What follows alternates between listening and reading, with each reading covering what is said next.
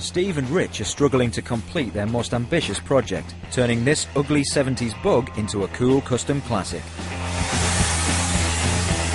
Unforeseen repair work has wrecked their time plan, and even with the help of restorer Charlie Merritt, they were left with barely a month to get their bug painted, assembled and on the road. And good luck to them. The first part was admirably achieved. That is absolutely amazing. But the cruise to Europe's biggest show had to be ditched. We're not going to be able to make Spa, we've got a couple of weeks. And we're rapidly running out of decent shows to go to.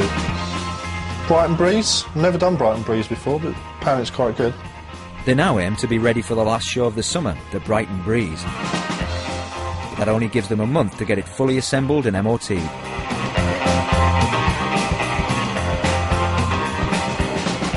Rich has been spending a lot of his time bargain hunting. Most top show cars will have had tens of thousands of pounds lavished on them, but with only £5 in their project fund, the lads have had to compromise. They're not genuine bumpers, they're reproduction ones, but they'll do for now.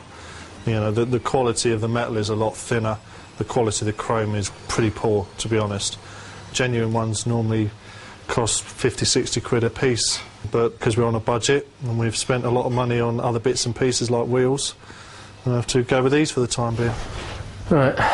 A big bonus with a Beetle is the shell can be separated from the chassis, which makes working on it much easier. The lads have completed most of the tricky jobs like pedals, brakes and cabling, so it's time to bolt the whole thing together.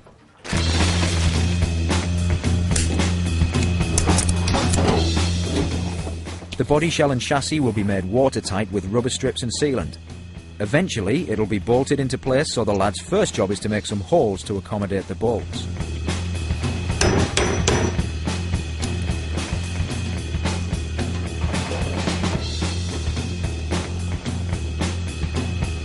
Just like you'd have a gasket in an engine to stop the oil getting out, this is to stop the water getting in.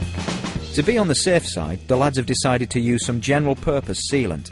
But they should be avoiding the bolt holes because the sealant will now stick to the bolts, making the shell a lot harder to remove in the future. Oh, we'd better have too much and too little. Ready? Yep. Now the lads have the tricky job of lining up the shell with the chassis. You need to lift up some more. Yep. Oh, hold on, I know what it is. Right. That should do. There are 40-odd bolts to line up. On it? Yep. The seal's moved slightly. In the factory, the rubber would have been nailed down first. And this job can be made easier by popping in a few rivets.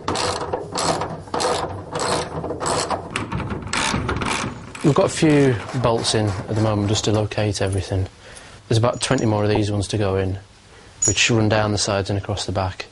Once we get them all in loosely and it's all fitting right, we'll just tighten them all up and job done.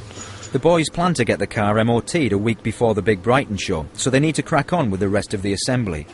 But not all the panels are ready. They've come out a lot better than I thought they would in terms of the work that's had to be done to them before the painting. It's taken Charlie about a week to do these few panels. I think the rest of them are still there just drying off.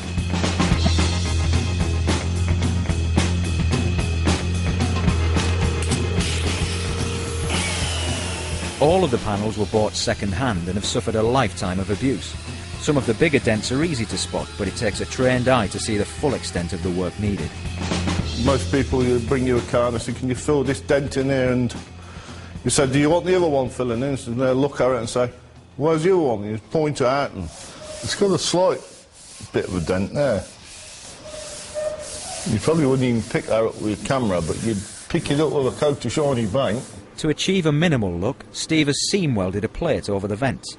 It's caused some slight distortion, and Charlie thinks this job was a bit heavy-handed. You might be better working in the shipyard, to be quite honest with you, the amount of weld he's put on it. It's now going to need more filling than Charlie would have liked, but he's worked on hundreds of VWs and he knows what to expect. Take it you buy this stuff in bulk.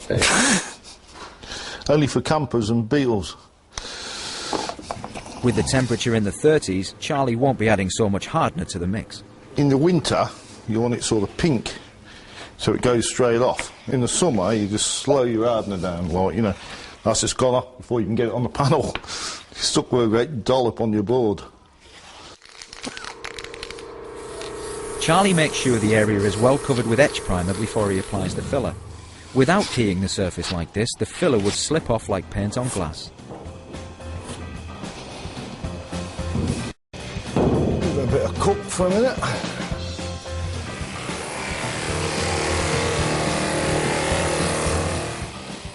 The whole process is repeated until the surface looks perfect. Then it's given exactly the same number of coats of primer and paint as the body shell to ensure a perfect match.